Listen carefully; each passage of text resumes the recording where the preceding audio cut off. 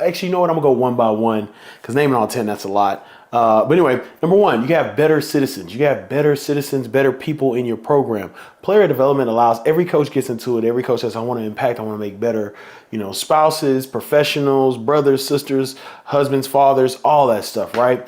And that was my experience in football. And so, well, how do you get that done, right? Everybody can say that, but you have to have a plan. But one of the benefits is that this can truly happen.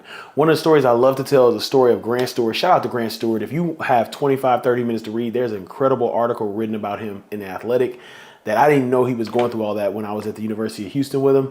But just incredible. But my story is Grant had this incredible infectious smile. He had all this hair. He had a great personality and people liked being around him. So I'd always say, Grant, man, you need to get in the community. Grant, you need to get in the community. The community needs you. Houston needs you. And he'd be like, nah, coach, I don't think I'm ready. So I would come in and he'd take off running away from me in the locker room. And hey, y'all, I'm a big guy. I had no shot. Grant had just finished winning the 4x4 in the state of Texas. He went viral for diving past the finish line to win or place. Can't remember if they won or place. But anyway, he can move. And so as time went on, I kept asking him. He finally came and did something. You can see it in this picture here. He finally came and did an event.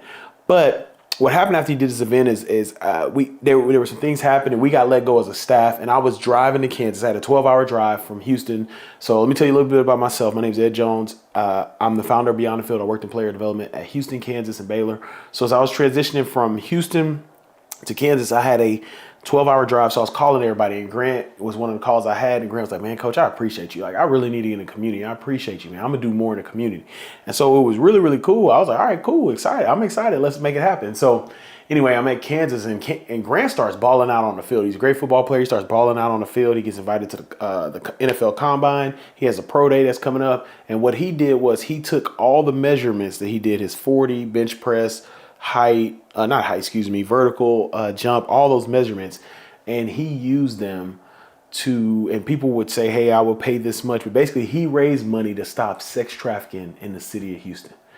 So that was incredible. I remember reading that and I got to text him. We got to talk a little bit. And it's incredible. He's a family man now. Like I said, that article you want to read is incredible. But it was awesome to have some type of aspect into challenging him to be in the community, and you get to create better citizens, better people.